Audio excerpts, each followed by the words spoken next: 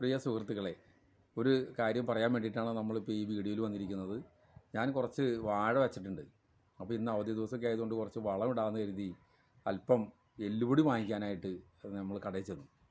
കിടന്ന് 10 കിലോ എല്ലുപൊടി വാങ്ങിച്ചു കൊണ്ടുവന്നു. ഇനി ആ എല്ലുപൊടിയിലെ വിശേഷങ്ങൾ, എല്ലുപൊടിയല്ല ശരിക്കും സ്റ്റെറാമീൽസ്, എല്ലുപൊടിയും അതേപോലെ തന്നെ വേപ്പിൻ പിണ്ണാക്കും കലർന്ന ഒരു വളമാണ് വാങ്ങിച്ചിരുന്നത്. കിലോ 31 രൂപ വീത പ്രകാരം വാങ്ങിച്ചു വന്ന വളമാണ്. ഇനി ആ വളത്തിൻ്റെ വിശേഷത്തിലേക്ക് നമുക്കൊന്ന് കടക്കാൻ പ്രിയ സുഹൃത്തുക്കളെ. ഇതാണ് നമ്മൾ മേടിച്ച സ്റ്റെറാമീൽ എന്ന വളം. ഈ വളത്തിൽ ഞാനൊരല്പം ഒരു പ്ലാവ് തൈക്ക് ഇടാൻ വേണ്ടിയിട്ട് നോക്കി കഴിഞ്ഞപ്പോൾ ഈ കറുത്ത പാടുകൾ ഇതിലിങ്ങനെ ധാരാളമായിട്ട് കണ്ടു. അപ്പോൾ ഞാൻ ഒരെണ്ണെടുത്ത് നോക്കി കഴിഞ്ഞപ്പോൾ ഇത് ഈ ടയറിൻ്റെ പൊടിയാണ്, ടയർ പൊടി ചേർത്തേക്കാണ്.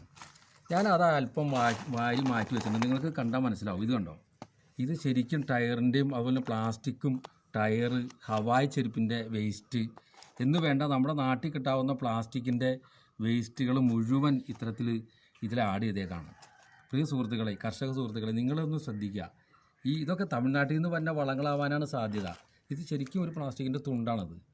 ഈ വളങ്ങളൊക്കെ വാങ്ങിക്കുമ്പോൾ നമ്മൾ വളരെയധികം ശ്രദ്ധിക്കുക. അതല്ലെങ്കിൽ എല്ലുപൊടി പോലുള്ള വളങ്ങൾ നമ്മൾ മേലിൽ വാഴയ്ക്കൊന്നും മേടിച്ച് ഇടാതിരിക്കുക. പ്രിയ സുഹൃത്തുക്കളെ, 31 രൂപ കൊടുത്ത് മേടിച്ച ഈ പ്ലാസ്റ്റിക്കും ഈ ടയറിൻ്റെ വേസ്റ്റും കൊണ്ടുവന്ന് നമ്മുടെ പറമ്പ് നിറച്ചിടണോ എന്ന് നമ്മൾ തന്നെ തീരുമാനിക്കുക.